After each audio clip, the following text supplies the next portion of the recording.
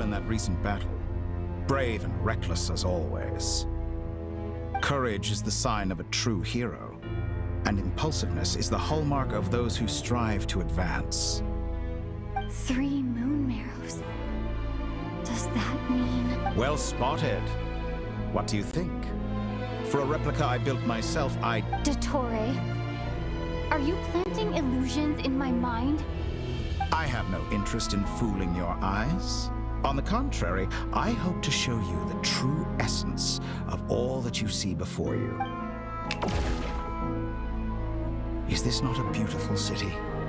People live in peace and find joy in their work. The streets are safe. People can even leave their doors unlocked at night. All available data indicates your values and worldview conform with the mainstream. This kind of society should be quite to your taste. False beauty is deceitful. Lies are to no one's taste.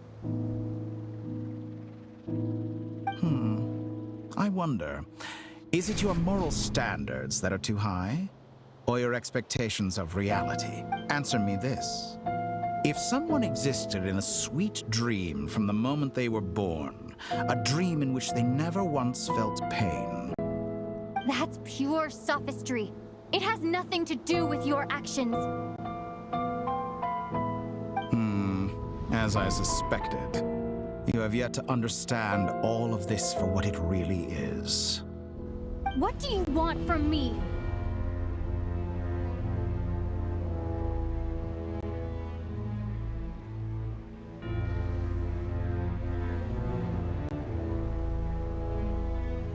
You sound impatient.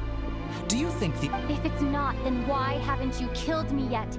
No one can stop you if you're as powerful as a god. I'm delighted you recognize that fact. I believe we last squared off in Sumeru. Ah, the memories. How time flies. You and I have both grown. I'm not surprised that Arlecchino and Sandrone worked with you. You've always a way of slowly but surely ingratiating yourself with all levels of society. People laud you as a hero, but I suspect there's more to it than that. Oh, but to be clear, I don't say that to flatter you. Do you always give your opponent an appraisal before you deal the final blow? Call it a long-time habit. I'm a researcher, and one of my duties is to give an objective assessment of my subjects. But you misunderstand. We are not opponents. Not at this moment. I just want to talk. Think back to Tartaglia, Arlecchino, Capitano, Colombina, and now even Sandrone.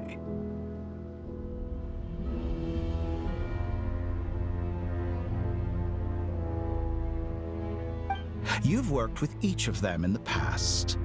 I believe you can work with me as well. What makes you so sure? Well, why not? Should the good associate only with the good and the bad befriend only the bad? I like to think we could have a more mature relationship than that. Surely you don't think all your relationships are grounded in friendship or shared ideals? People come together because it benefits them to do so. If you think of the people you admire, you must surely admit that they have provided some benefit. Morality, ambition, dreams. People have plenty of words to embellish the nature of their relationships. But once you break free from those ethical frameworks, you will see that the only thing connecting the two of you is mutual benefit. And that is what I'd like to talk to you about. We're finally getting into it. He's probably been planning to kidnap me for a long time. He has the authority of all 3 moons. I won't be able to gain the upper hand in a fight. You say you're a god, but you also speak of mutual benefit. What could a god want that the 3 moons cannot provide? Excellent question. But before I answer, I would ask you the same thing. Gaining Colombina's allegiance was a rare and extraordinary feat. But the Moon Marrows are now in my hands, and I have the edge over her. For this her identity and lineage may have been a thing of glory in the old world, but they were also shackles that prevented her from ever integrating into Tevat.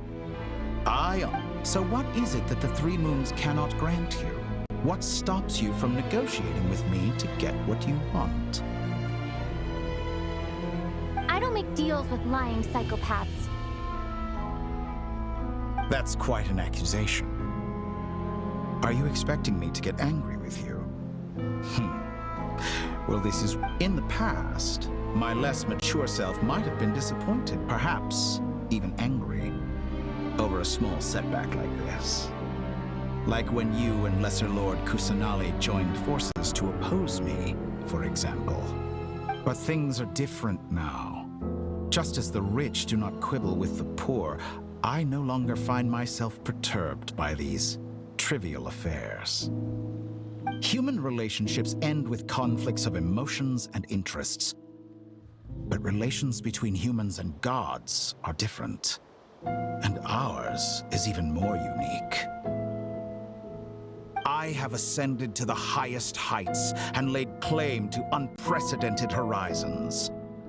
And you were no ordinary person to begin with.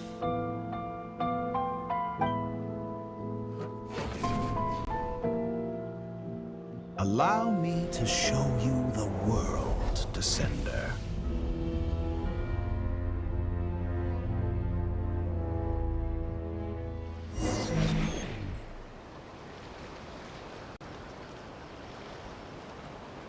To stand, walk, jump, sit, and lie down. These are the most common of behaviors. Have you ever wondered why we were born following such laws? Who stipulated that we could not fly instead of walk?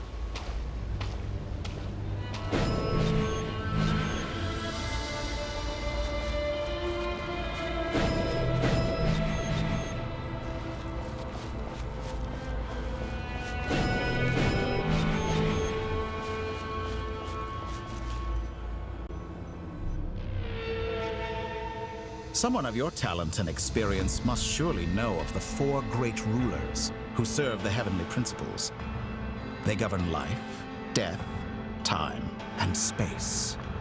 One wounded by a blade will die from blood loss or infection, and one who falls into a lake will drown in agony. The elderly wallow in solitude, and the solitary age faster. Eventually, new life is born, only to embark on the same path of suffering. These four divisions anchor the world and shackle those who live in it. But they themselves transcend its boundaries, squandering the power bestowed by the heavens. All who live yearn for equality, but unless the gods prostrate themselves and profess that they are mere servants of the living, equality can never exist.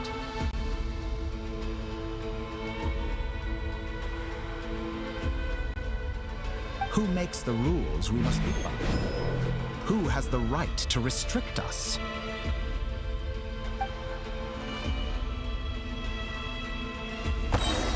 The limits of the body can be rejected.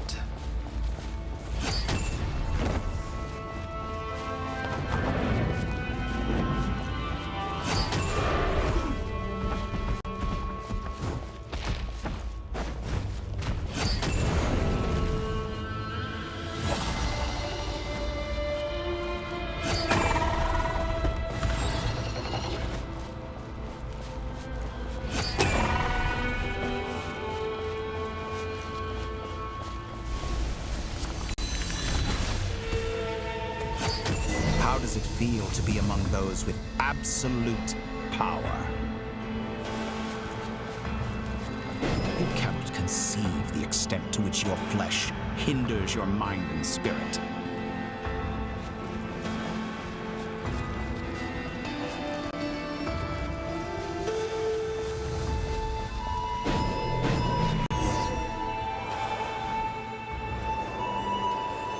Only by discarding our useless, primitive eyes can we perceive a new world. How narrow-minded we all were in the past. Why should the final answer of the world not be the power that predates those of life, death, time, and space? The power of the Trilune. Through it, I have glimpsed new experimental possibilities. Nature suppressed, authority exiled, souls controlled.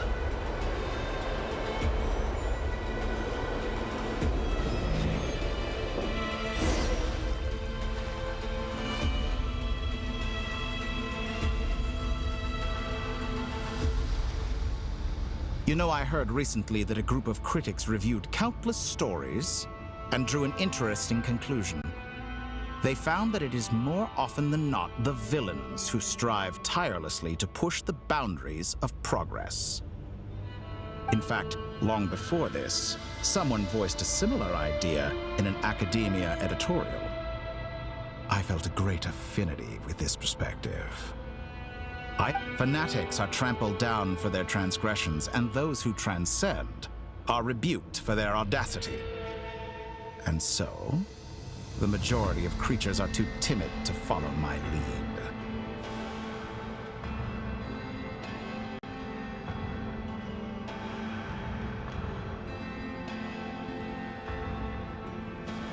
But all sacrifices made during my experiments have been worthwhile, as you can now see. I can think about it. We are eternally bound through mutual interest. Can you truly? After all, what value do perfection and purity really have? They are, I say, better to be governed by a flawed humanity than a gnosis. The true seeker of knowledge is the villain who undergoes countless tribulations in pursuit of their goal. I'm sure many people have told you that you're different.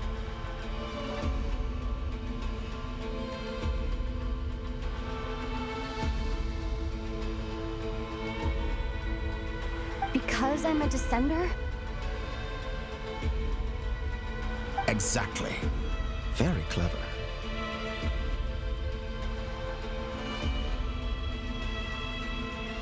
But what has that got to do with you?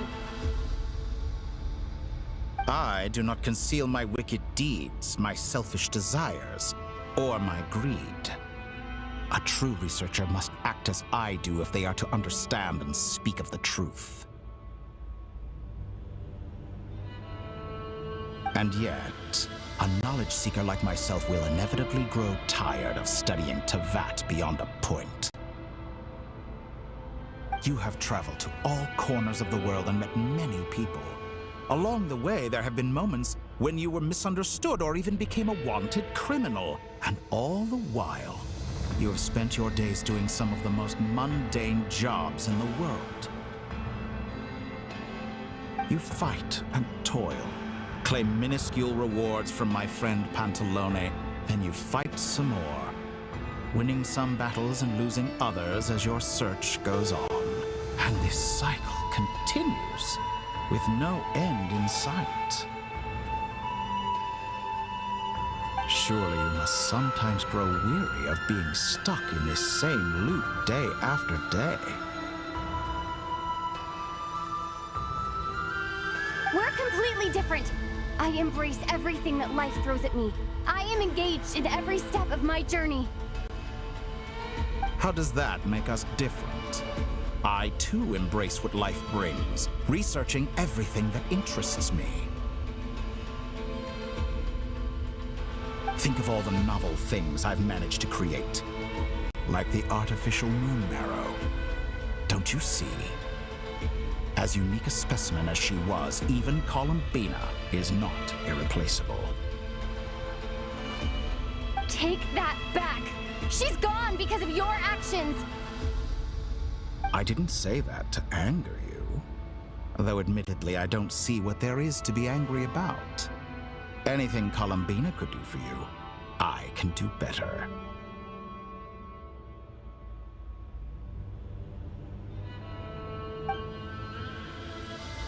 I know what your ultimate goal is.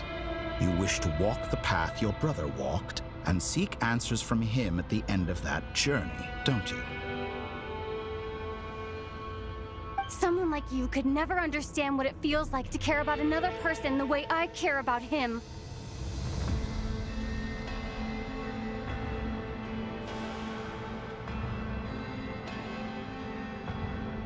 Perhaps not. But that doesn't mean I can't help. I could find your brother right now, bring him before you, and make him give you the answers you seek. Don't be so presumptuous. You'll never begin to understand the situation between us.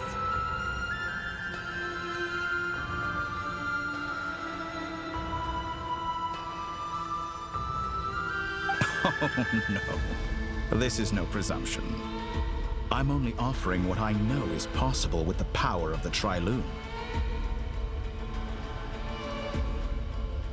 But it seems like you would sooner continue with your journey through this world. Why?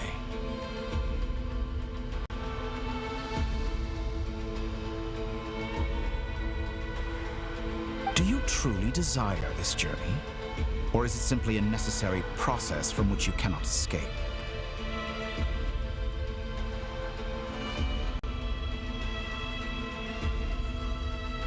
Think of all the time and energy you have spent, everything you've had to endure just to make it this far. Yes, you have made many friends. But do they ever spare a thought for the void in your heart and what it yearns for? What you want is not friends. It is family. But do they know? I, on the other hand, am far more considerate. Join my experiment, and in return, I will bring your meaningless journey and all its struggles to an end. This is a malicious attempt to manipulate me.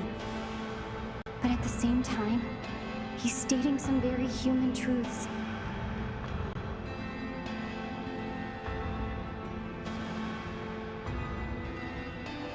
Of course, he's right about my predicament. How can I deny it? I have faced ungrateful strangers, never-ending troubles, an endless quest for answers. I want to see him. After everything I've been through, words can't describe how much I miss him, how much I want to be reunited with him. Wherever you are right now, do you miss me too?